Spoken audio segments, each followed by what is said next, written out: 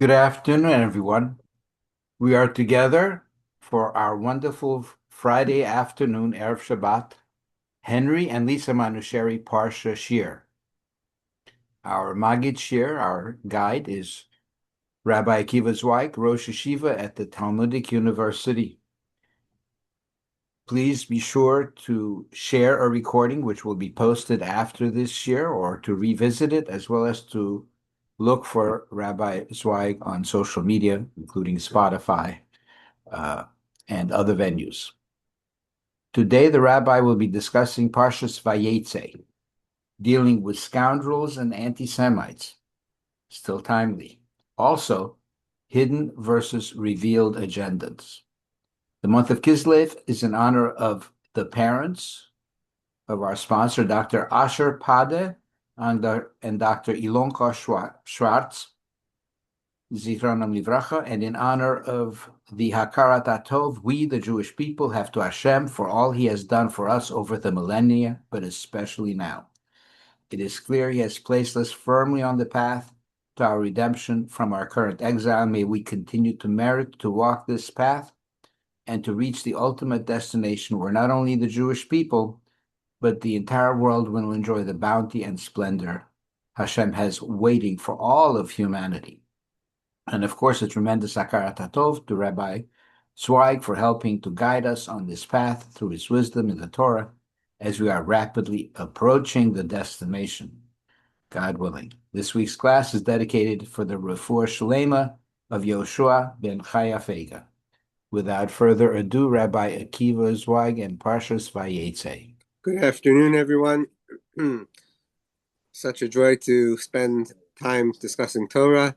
I just want to make a mention of the fact that many people who listen to this shiur, whether live or through recording, comment how much they enjoy the discussion that we have at the end.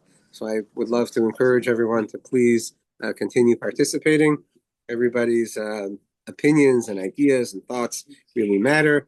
And as I've mentioned in the past, the highest form of Torah study is to learn in a group setting where everybody is attending to the same issues and ideas are exchanged, and God willing, more truth and more insight is discovered and arrived at in terms of conclusion. I would also like to make a mention that today we are dedicating the shiur, in addition to everything that Aaron Yehuda mentioned, and we have tremendous Hakarat HaTov to Dr. Padeh, and he should continue to be a light of inspiration to all of us.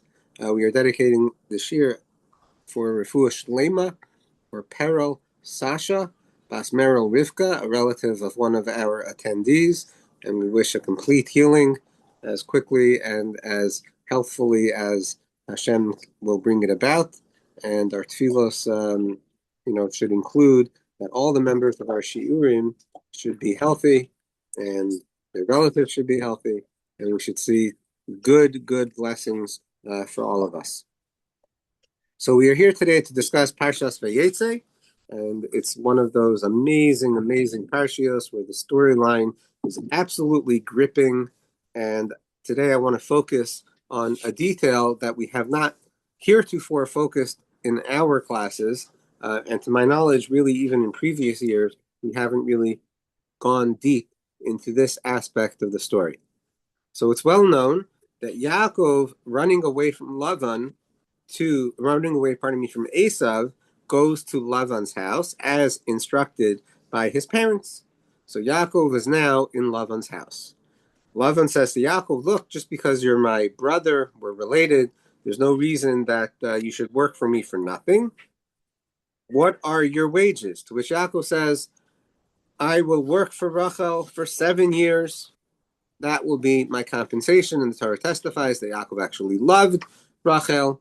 And Lavan responds, listen, it's better for me to give her to you than to give her someone else. So yeah, stay with me, work the 7 years, I'll give you Rachel. So the Torah says he worked 7 years for Rachel. And in Yaakov's eyes, these 7 years passed very quickly in his love of her, even though normally we think that time stands still when we're really desperately waiting for something that we're anticipating.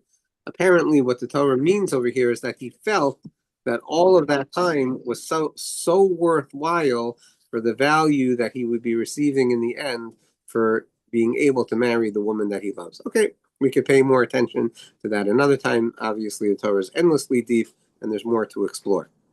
But now let's talk about the next sentence. The Torah said Yaakov worked 7 years. So Yaakov now says to Lavan, give me my wife, because my days are full, or they have completed. Ve'avo'a eleha, and I will come to her. So let me read it once in the Hebrew.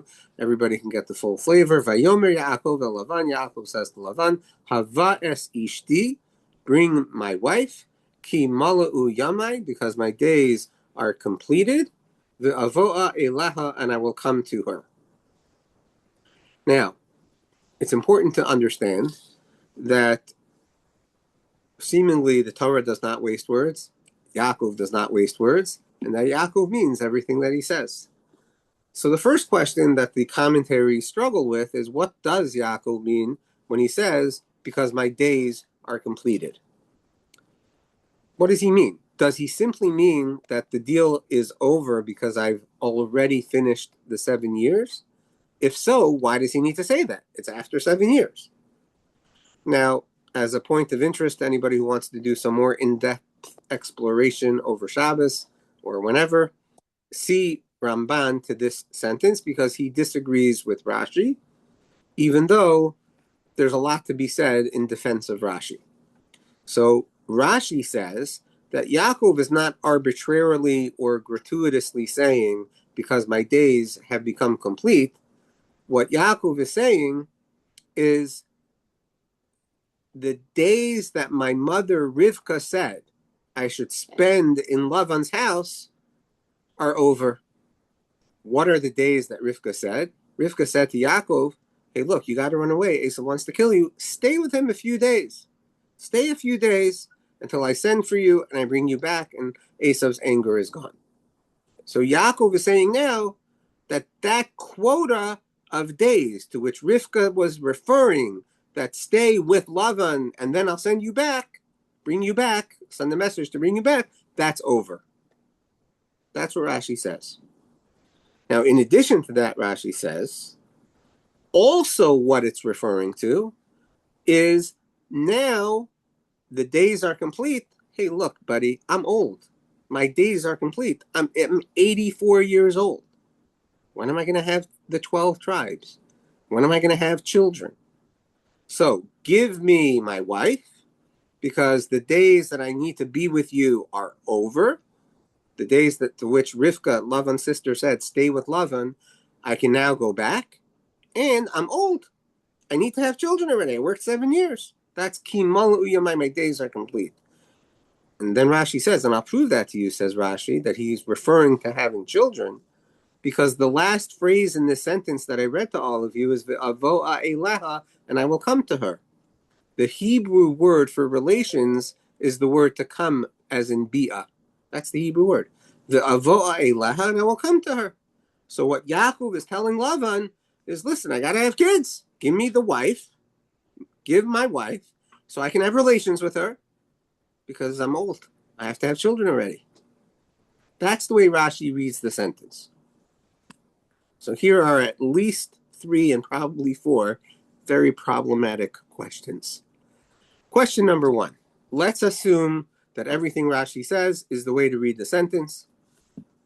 Why would Yaakov be telling Lavan that what Rivka said, I need to stay with you, that time period is over? What does that have to do with anything? He worked 7 years for Rachel. That was the deal. Give me Rachel, because I did my part. Now you do your part. Why in the world would Yaakov be saying to Lavan, because I don't need to stay with you any longer, because these are the days to which my mother alluded and I can go back home? Why is that pertinent to Lavan at all? Why is he clouding the communication? Just say, I worked 7 years, give me my wages. That's all it should come down to. So that's question number 1, and I think that's quite a difficult question. Question number 2, which is, I think, even much more difficult, is if you say that, in fact, the days are over because really he should go back home, why does he stay any longer? Why doesn't he just go home? Say, Rachel, we're going, and that's it. Why doesn't he do that? And you'll say, well, because he ended up with Leah. There's a lot of ways to get around that. I don't want to go into it now. Do some deep thinking about why does Yaakov stay for another 13 years? Because that's what it amounts to. As the Torah tells us at the end of the Parsha, Yaakov says to Lavan, I spent 20 years in your house. Right now, it's only 7 years. And according to the way Rashi understands it, he's already told Lavan, and I don't need to be here any longer. I can go home. So why does he stay any longer? But part B of that question is that really true? He's safe from Esav if he goes home now? Does he really think that Esav is not a threat to him? Does he think that his mother thinks that Esav is not a threat to him? His mother did not send him a message to come home. She specifically said, and I'll send for you and I'll bring you home. She never sent for him. So why is Yaakov saying that I can go home now, it's safe, according to my mother's necessary quota of time that Esav should forget? Is it actually safe? If it's not actually safe, then why is he saying that it's enough time?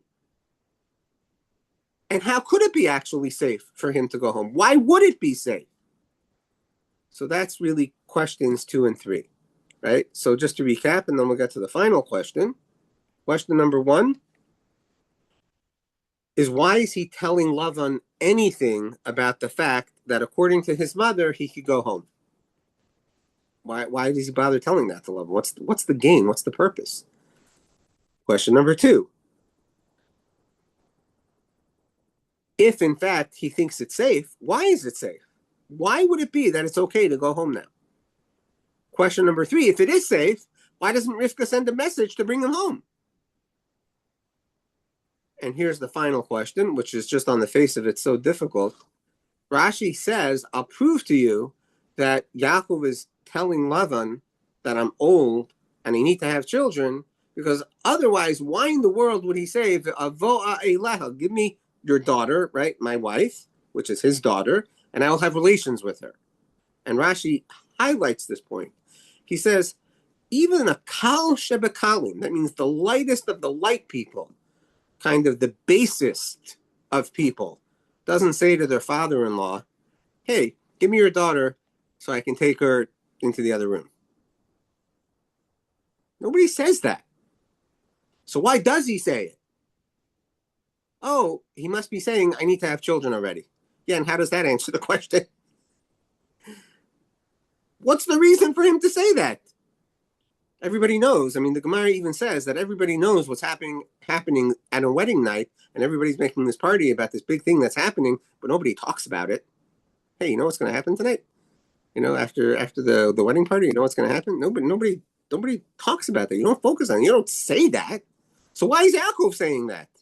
He's literally saying to his father-in-law, give me the wife, your daughter, so I can have relations with her. That is what the words mean, the avo'a elaha. And because of that, Rashi says, it must be that he's saying, listen, I'm old. My days are complete, and I have to have children already. Why would he be saying that?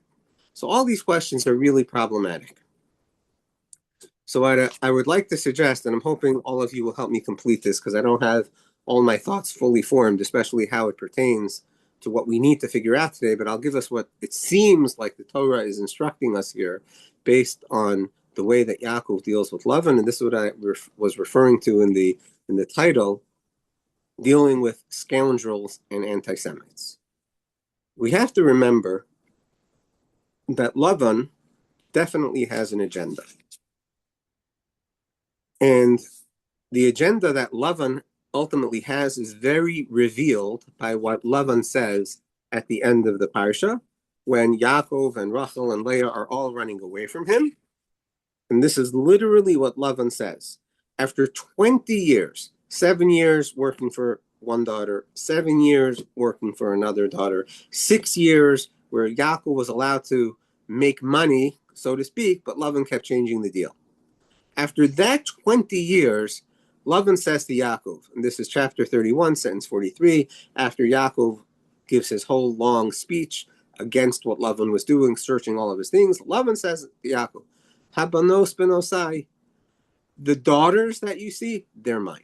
The habanim banai, and the children that you see, they're mine. My children, meaning your wives are mine. Your children are mine. The hatzon soni, and the sheep are mine. The chol asher ata ro'eh lihu, and everything that you're looking at, it's all mine.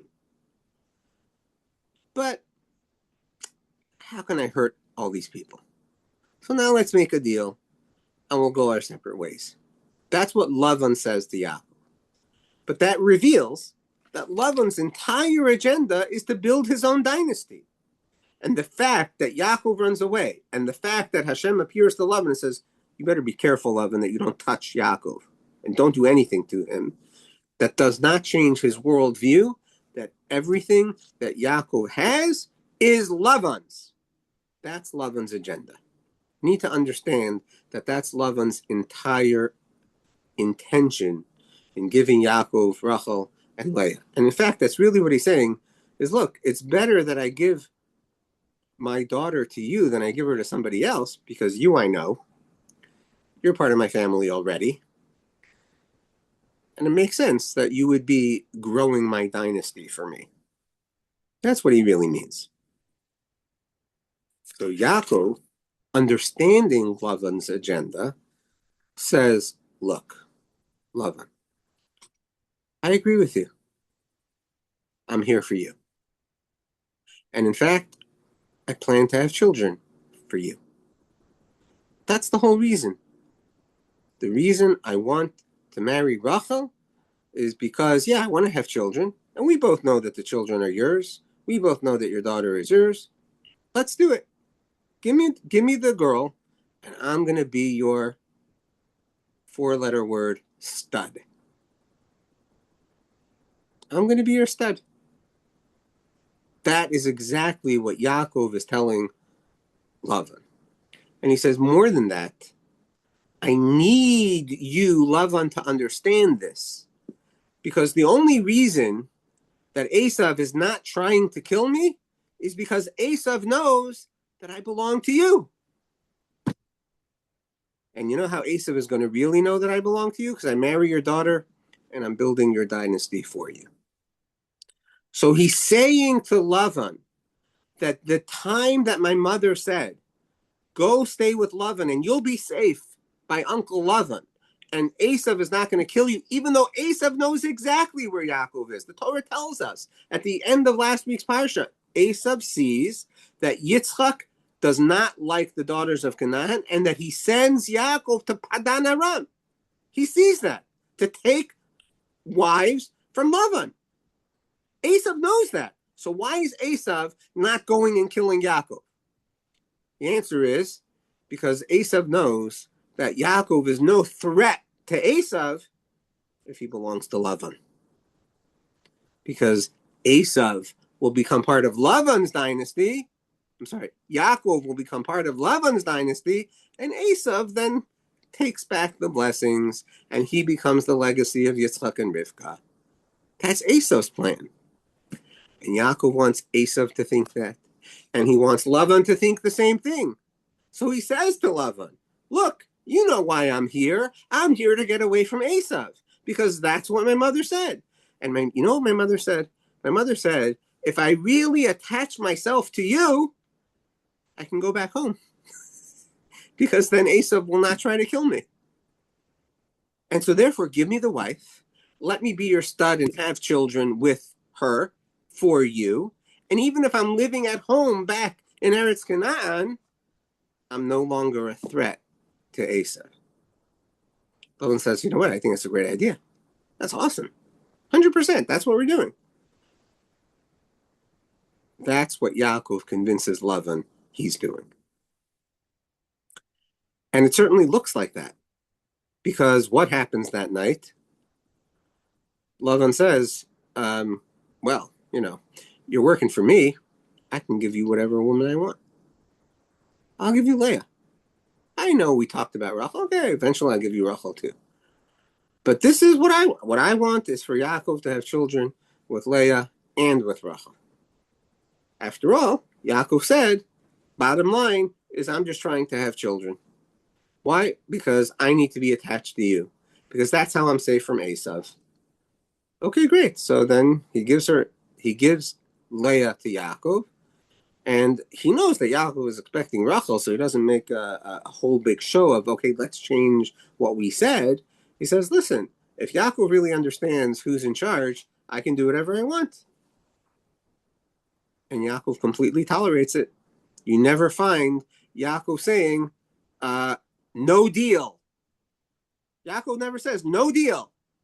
He says, why did you do this to me? Why did you trick me? Yaakov is conceding that he was tricked.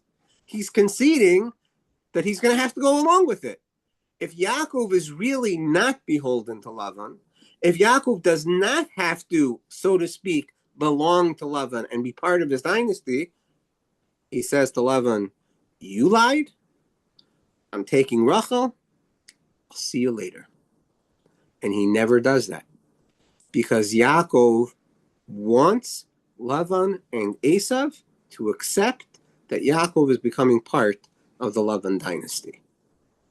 And so he says, but I did ask for Rachel, which he has to at least show like, he does still want what he wants. And so, hey, give me Rachel. And so Lavan says, yeah, we'll do that too. Just another 7 years of work. What's the big deal? But the reason he completely exceeds is because that is the way to convince Lavan and Esav that Yaakov is basically the legacy builder of Lavan. Now, but what's the truth? What is Yaakov's agenda really? So this is the spoken agenda versus the hidden agenda, right? This is the agenda that you say versus the agenda that you have. In Lavan world, what really ends up mattering is property, possession, ownership, and control. That's what Lavan really ultimately cares about, which is why at the end of the story, when Yaakov starts making money, Lavan's children, his sons are not happy, and Lavan's not happy. He can't look at Yaakov the same way because Yaakov is making himself an independent entity because Yaakov made a deal to earn his own money.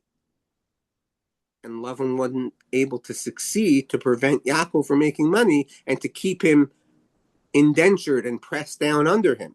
And as soon as that happens, Lavan's not happy with him anymore. Because in Lavan land, what really is important is who has the money, who has the control. And so therefore, Yaakov wants Lavan to think that he's really not going to succeed. But what's Yaakov's intention?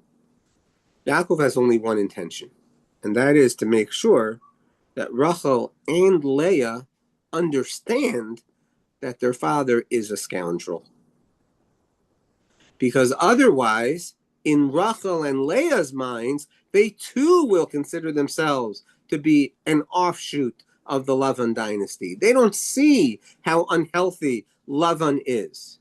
Because Lavan convinces them, both of you marry Yaakov, that'll be good for each of you. You're going to be great co-wives. You'll work it out. You're going to have great children. And we'll all be one big happy family. And the proof that this is the Lavan mindset and the Rachel and Leah mindset is twofold. Number one, Rachel and Leah go along with the trick. Rachel and Leah 100% buy into the idea that it's good for both of them to be married to Yaakov without ever once discussing it with Yaakov. Amazing. But they both do that to Yaakov. And secondarily, when the next morning Yaakov says to Lavan, hey, didn't I work for Rachel? Why did you trick me? Lavan says, oh, that's not our family, that's not our town custom. We don't give the younger before the older. Work another 7 years, and we will also give you this one. That's what he says. And we will also give you this one, meaning Rachel. You'll work another 7 years. We will give you Rachel too. Who is we? Why doesn't he say, and I will also give you Rachel? Who is we? Why is he saying we will give you Rachel? The answer is because Lavan has Rachel and Leah convinced that Lavan, Rachel, and Leah are all on the same team. We are giving Leah. We will give Rachel. We will all be one big happy family. And Lavan convinces Rachel and Leah that that's the truth. Lavan's not a bad guy. Lavan just wants to grow his family, and he wants to help his children become established, and he wants to have his children have children, and he's looking out for both of them because he's making sure that they both marry a great guy. That's what they believe. And Yaakov knows they believe that. And he's okay with the fact that they believe that. But he works the next 20 years to show Rachel and Leah, or the next 14, depending when you're counting from, to show Rachel and Leah that Lavan is only completely self-interested, and the truth is that Yaakov is completely other-centered, interested. Lavan says, hey, look, I'm doing this for you, Rachel and Leah. But the minute he's not happy with Yaakov earning money, he can't look at Yaakov the same way. Yaakov says, sure, I'm belonging to Lavan. I'll work like a dog. I'll work endlessly. I will never, ever, ever go to sleep on the job. I will do everything with complete integrity, 100%. And I'll work for you for 7 years, and I'll work for you for 7 years. And I'm going to love both of you. And he does. He loves both of them. Because for Yaakov, what really matters is the relationship, is the oneness of the marriage, is the ability to raise healthy children. For Lavan, what matters is the money and the power and control. So at the end of 20 years, when Yaakov calls Rachel and Leah to the field and he says, listen, all these years, you saw everything that went on. And you should know that only an angel helped that the sheep were able to produce the sheep that were actually the ones that I was promised as my wages, and that the angel is the one that saved your father's wealth and gave us money. You know what Rachel and Leah say? They say together in unison, they say, do we have any more portion or inheritance in our father's house? Is there anything that we can possibly get as a child and a legacy of Lavan? The answer is no. We get zero. We're not going to get anything. Did he not treat us like strangers because he sold us? And he also consumed all our money, because all those 14 years that we thought we were an heir and a legacy of Lavan turns out to be garbage, nothing. And now that he gave us the opportunity to earn money, he tried to steal that too. And we recognize that the only reason we have anything is because Hashem saved us. Hashem gave us money. Let's go. That's Yaakov winning his agenda. So that's how you have to deal with scoundrels and anti-Semites. You tell them the agenda that they want to hear, and you covertly have the agenda that is the truth. And you make it explicit, and it has to be very plausible. It has to be 100% that it would make sense. Lavan actually thinks it's true. Yaakov wants to have children, and Yaakov needs me because he needs to be safe from Esav, and he'll understand why I'm in charge. This is what Lavan thinks, and it all makes sense, and it really does make sense. But the gamble that Yaakov takes is that he'll be able to win over his wives by loving them in the way that they deserve to be loved, by being a person of integrity, and by allowing Lavan to show his true identity in the long run. And that's the second part. Our enemies, people of dishonesty, the scoundrels, in the long run, they can't hide their wickedness. They can't hide their selfishness and their narcissism. They are victims of their own selfish passions. And that will always become abundantly clear. But it does take time. And in this case, it took 20 years. So Yaakov is telling Lavan after 7 years, 100% correctly. First of all, I'm only by you because I'm running away from Esav. And my mother said, I need to stay with you until it's safe to go back home. And you know my mother, she's your sister. and you understand these people, and you understand that Esav is comfortable with me, Yaakov, if, in fact, I'm beholden to you. And if I'm married to your daughter, there's no way that I'm going to ever be able to be my own person, and I'll be safe from Esav, and I can go back home. And in addition to that, why am I telling you to give me my wife? Because in order for me to actually build your dynasty and for me to have children, I need your daughter. And it's not about love. It's not because I love her, even though I'm sure Yaakov knows that Lavan knows that Yaakov loves Rachel. But let's, that'd be very nice, very good to have feelings. But, money is more important than feelings. Money is more important than family. That's the definition of the mafia credo. There's relatives and then there's money. Money is more important. And so Yaakov knows that Lavan thinks that's true. So he says, okay, so I'll have relations with her. And even though that seems like a very not classy thing to say, he's saying, I'm doing it because I'm willing to be your stud. Let's just reveal the agenda. So you reveal the other person's agenda, the hater's agenda, the scoundrel, the anti-Semite. You reveal their agenda and you say, okay, I understand your agenda and I'm going with that. But covertly, you have a different agenda. That's what I believe the Torah is teaching us here. And at the end of the story, we see how Yaakov really wins. And we see that Yaakov does completely outsmart Lavan.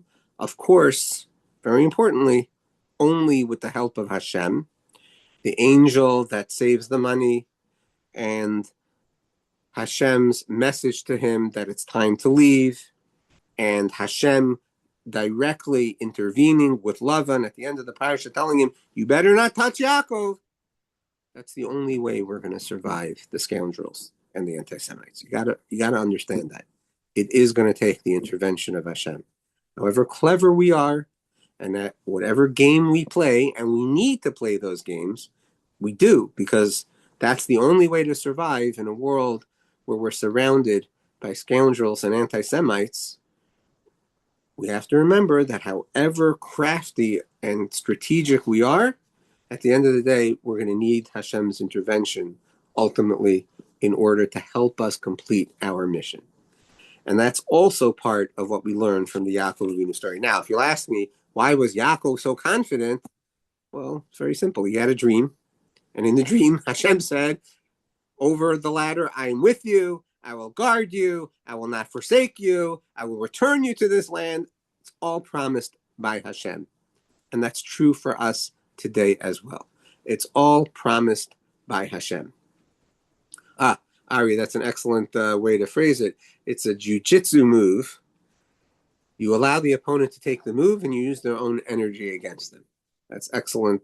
Very, very good parable. That's correct. But we have to remember that even with that, we're going to need Hashem's intervention. That's the truth, because in the natural order of things, the people with the money, the people with the power, the people with the weapons, the people with the land, they should win. If not for Hashem actually rectifying whatever needs to be fixed in the moment. Now, what I don't have worked out so well, and I would love the discussion that we have now to also include this, maybe even to revolve around this, is what's the therefore for us today? What do we need to tell the haters on the extreme right? What do we need to tell the haters on the extreme left? How do we help our situation while we have to deal with our situation and not just try to escape our situation? What is some of the craftiness and the agendas that we can speak about, even though we have ultimately a different long-term plan? I'd love everybody to participate in this part of the conversation, but I think it's so amazing. Again, I just want you to know, I was working on this question for several days this week, including this morning and even early this afternoon after 12 o'clock, really trying to figure out why in the world Yaakov would say, yes, and I'll have relations with her, or why he would say, yes, my mother's timeline is really up. And I think this is a really great beginning, and maybe even more, to answer those questions. But if we really want to bring it home for how do we apply it today, we have to really think about what is the agenda that they have, what can we agree with overtly, go along with overtly, while really having a different agenda covertly. So I open the floor for everybody's questions and comments. Yes, Joseph, please. Yehuda, you're in charge, but we'll have Joseph start. Sorry, I could not resist. It was awesome.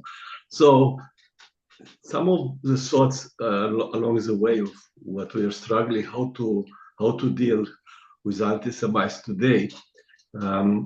First of all, I think we have to realize that there are bad people on both sides, on the left, on the right, and we have to navigate, so to speak, not to antagonize one side or the other, while deeply inside having our hidden agenda that our way, the Judaism way, it doesn't align with the right and the left, because none of them has an answer to what we have, how to live a meaningful life. So I think we need to give both the right and the left, so the bite sounds which they need to hear, so that we can navigate it. I know that it's not easy, but I think the most important thing as a Jew to fight anti-Semitism is to raise Jewish kids. Well, for sure, that's Yaakov's long-term plan, right? Yeah, that's what he does. If we focus on raising Jewish kids, first of all, we have continuity, and we have the strength to face anything. Yeah, so I just want to say to your second point, and then hopefully we'll hear more about your first point from everybody else as well.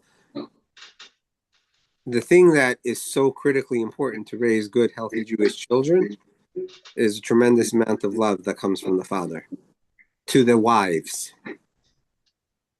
to the mothers. We see the love that Yaakov has for the mothers, and we'll assume that it naturally passes down to the children. But that's part of what raising good, healthy children is going to mean. Yes. I see Rabbi Nakdiman. I'm sorry. I see Rabbi Nakdiman as a comment next. I'm sorry. I hope I didn't get you off, Joseph. Thank you. Yeah.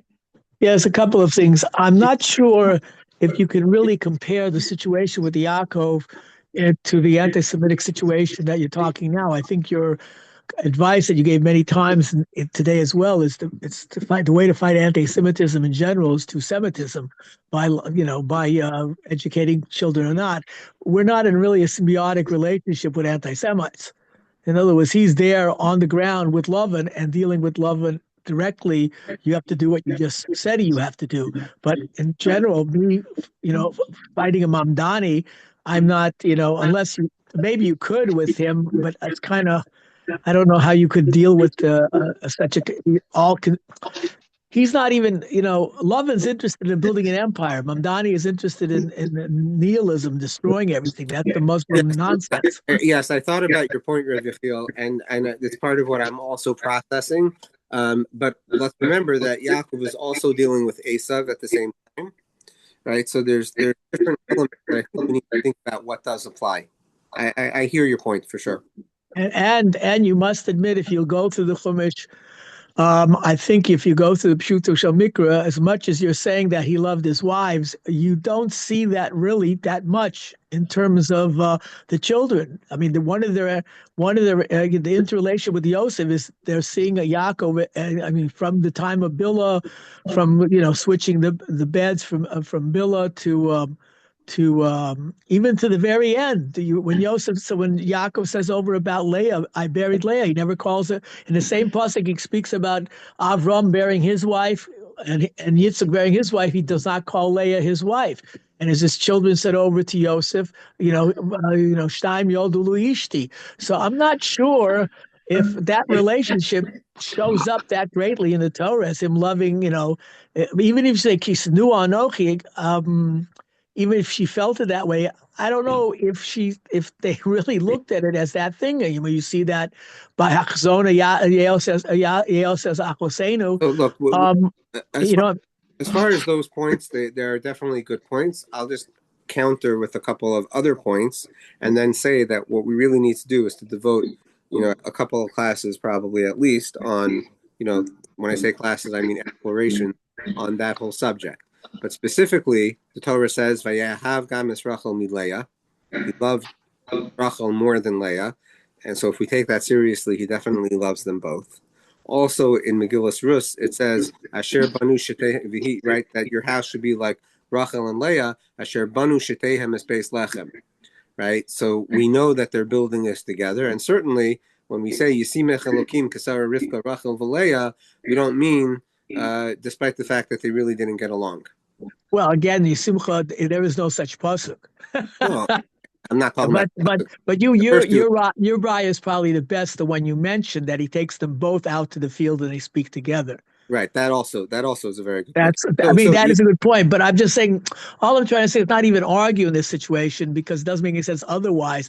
But you need, like you said, you need to explore what the dynamics of the family, and in terms of what Yaakov was thinking and how he was dealing, and what they were thinking and how they were looking. Because even though you've explained for example, how Leah named her, I think your father did actually, in terms of naming the children, but the way I had looked at it when I first initially understood it, if you're naming, Yilavali Ishti, and that's your name, or Shimon, you heard my cries that my husband should be my husband, the children know what they're named for.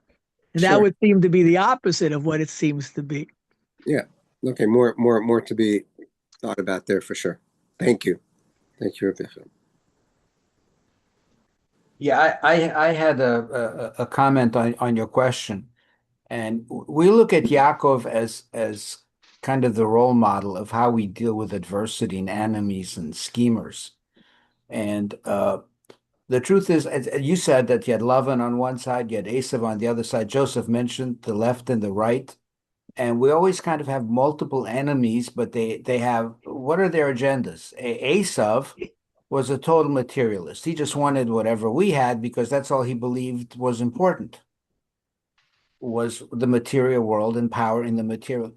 Lavan also wanted him to be an asset, wanted the assets from Yaakov, but he wanted the assets of a legacy and an inheritance. So, any good farmer wants a lot of kids working the land. Or he might also want some sort of a legacy, because he didn't want to say their mind. He's so smart. Yeah. And it seems to me that we are always in a place where we're trying to show to whom we are an asset. But in our over-eagerness to be accepted and to be off the hook by being an asset, we become too attached to these causes, and that's where we get in trouble. So I think to just very briefly, to make concessions to the materialism of the nations and show them that we're important and useful. To make a concession to the fact that we're important to the legacy of the world because we have things to offer is important. But when we get too carried away to reach positions of leadership or control in those fringes, then we run the risk of taking on the bad qualities of that extreme and getting other enemies and no longer being an asset all around. It's a very, very fine line. And I think it's a hard thing to apply, but I think we have to make ourselves valuable to society and also to increase our numbers as much as possible, because Lavan is right. So I think that those are really amazing points, Aaron Yehuda. I think they're all excellent. Just to what you said about not going for positions of power, this past Sunday in the class that we've been doing in Surfside, Henry was there, and Henry asked the question, look, Mamdani didn't really have anybody running against him that we could really, really get behind, or that other people could really get behind. So he asked, if you're a Jew in that location and you can run for mayor, in such a situation, if you could be effective, which is, those are stringing together some good ifs, should a Jew do that? And I do think, Aaron Yehuda, even though I agree with you that we can't fall into the trap of thinking that we're meant to be, the leaders as the kings of the nations of the world, I think it's a fair question if we can even have a positive effect with some local kind of leadership in politics. Maybe that's worthwhile, which I think is a very interesting question. Something to really think about. Rabbi Kiva for president. Well, you have Yosef. Isn't that the best example? Only I was born here. Yeah, I'm sorry. How about Yosef? Isn't that the best example? Yeah, so Yosef is an example, but seemingly it was not his aspiration. It's one thing if you're thrust into the position and it seems like God is putting you there, but what we're talking about is making the hishtadlus on your own and assuming that should work. I think that that's not the same. I think, anyways, this is all part of the question of how do we really deal with today's hatred. Yeah, I don't have it fully formed. Anybody else with any other thoughts? Just a quick follow-up as a question. So when we have the teaching that we should stay away from the ruling authority, so to speak, what exactly does that mean? I hope I'm not misquoting it. Yeah, no, that's correct. Very good. From Pirkei Avos. So look, many things in the Torah, now you're talking about the Mishnah, the Talmud, could have a lot of interpretations. I would say that at the very minimum, what that means is don't assume that the way to get success is by cozying up to the authority, because it's actually a very, very dangerous game to play. Which is different than if you think you have a specific role to play, so that Mamdani does not become mayor and you do, that should be a very different mindset. Excellent point. Dr. Horowitz, I saw that you asked the question. Do you want me to go to your question, or would you like to speak? I mean, that's part that there's a number of things in there. I'm feeling more like Rabbi Demon did, is that we have a whole the Esav, the Esav on the right and Ishmael on the left. They feel disenfranchised, that somehow they've been disenfranchised by Yaakov. We Jews have disenfranchised them, and they resent us for us, they hate us for us, and they want us out, and everything we have, they want to take over for themselves. Lavan is more like maybe Hamor and Shem, that they want us to be, even Paro, they want to bring all our talent into them and take it as their own, and kind of have us lose our identity in them. That's what Pharaoh wanted with throwing all the boys in the river, to marry all the girls and get all the smarts. Hamor wanted that, and now Lavan says, "Hey, let's keep it in the family. I wanna be the family head over here, the way the rabbi is talking over here." Although those two questions I said is that, well, first of all, I really think Rachel and Leah wanted to get out from under their father all along, and sort of saw a kindred soul in Yaakov, and that somehow he was going to help them get out of there, which they did in the end. And Lavan must have had something else in mind, or else he would never have offered to say, "Here's, I'm giving you, name your salary." He would have said, "Okay, you're working for me forever. Right? Nice to have you here. While you're here, here's, you're my Eved Ivri. Here's my daughter. Here's my other daughter. Here's my other two concubine daughters." Yeah. So there's a lot. Okay, so a few responses to what you said. First of all, I agree with your assessment that Lavan is looking to subsume, right? He's looking to take over Yaakov, and Esav might be looking to destroy him. And I think that is a very important distinction. And I think that in the mindset, and this is part of what we're all developing here together, in the mindset of the people that really want all the benefit that the Jews bring to the world, they just want to control it all, and that they shouldn't have any independence. We understand why the state of Israel is a big threat, and we understand that perhaps telling them we are your studs is not a bad solution, right? In other words, we will continue to produce, we will continue to make sure that you guys get tons of money and tons of intelligence, and we'll be able to keep you in very good comfort and style based on our abilities to be creative, etc., inventive. Until we outdo them, and then they're like, they say, "Hey, you took all that stuff from me." Right. So, but that's just like Lavan with the daughters are my daughters. When the senior partner, when he thinks the other partner, the upcoming partner, is taking two ways, says, "This is all mine. You took it from me. Right. It would have been all mine if you came along." Is that we have to be careful not to give them the feeling that we are outdoing them, and that's also something that we're very bad at. And we make a lot of mistakes in that regard, because we get a lot of hubris, and we do a lot of things that we don't have any right to assert. especially not to mention that really it's Hashem that's giving us all of our success, right? So I think that's very important. For the ones that are just... but now you just described Joseph. That's why he never was a threat to Pharaoh, because Pharaoh did not have the hubris. Exactly. He felt he was never going to take over. Exactly.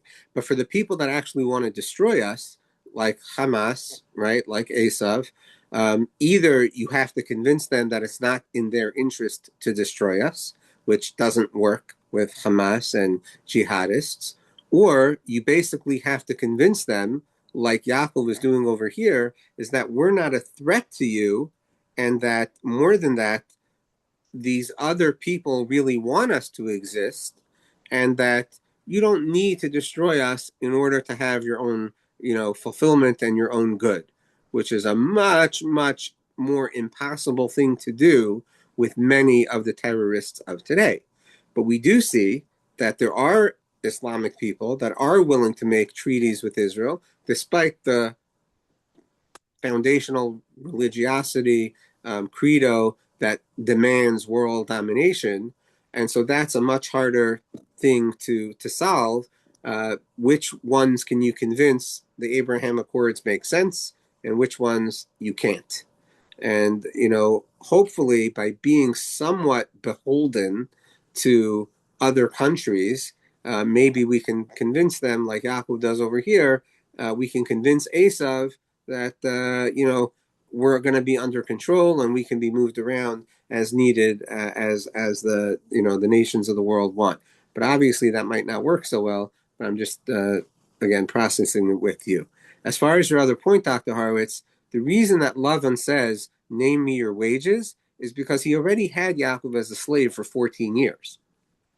There's nothing more he can really make Yaakov responsible for and say, stay here because I own you. Now, the point that you mentioned, I'll give you more females, he does do, and Chazal say, Nakva Sacharcha Alai Ve'atena, is specifically saying, what other females do you want? Because he thinks that maybe Yaakov will go for that. That was the second time. The first time was Yaakov was working for him for free for 30 days, and he says, why should I have you work for me for free?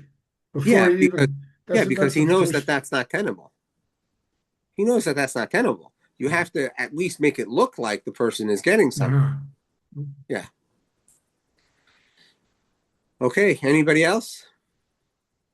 One more thing. I think that we might... One more point. I think that when it comes to the extremes on the right and the left, I think that it's different than what we're trying to do when we're trying to appeal to the center. And maybe Rachel and Leah could be what we could analogize for that. That for them, what we're speaking about is the values.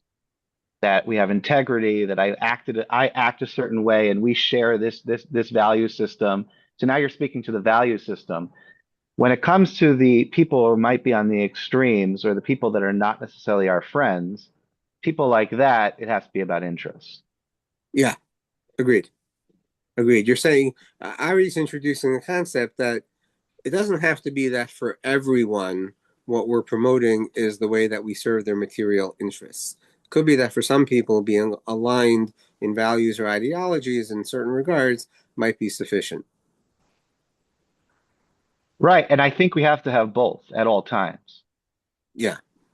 We need to be able to make the case that we share values for all those that are decent, and we also, for those that really couldn't care less about that, I'm actually more referring to the extreme right on this, is that, it's in your best interest. And I think for them is when we're going to do jujitsu moves.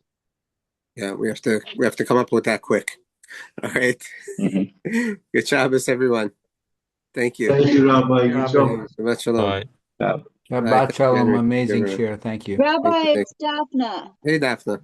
It just occurred to me as I heard everybody saying, we have to do this and we have to do that. Yes, that's true. But it seems to me that maybe if we were all just trying to be better Jews and helping Jews instead of trying to get along with everybody else, that's something to consider as well. We don't need to please other people. We need to be good Jews and help other Jews. So in general, as you know, that's our main work. Yeah, I know. Meantime, but I don't think we should stress about it even now. I mean, yes, stress about it, but I still think it's the same thing we need to do. So I would argue that we need to do both. Just like Yaakov is doing both. Right. Yeah. Okay. All right. Thank you. Good Shabbos, everyone. Good Shabbos.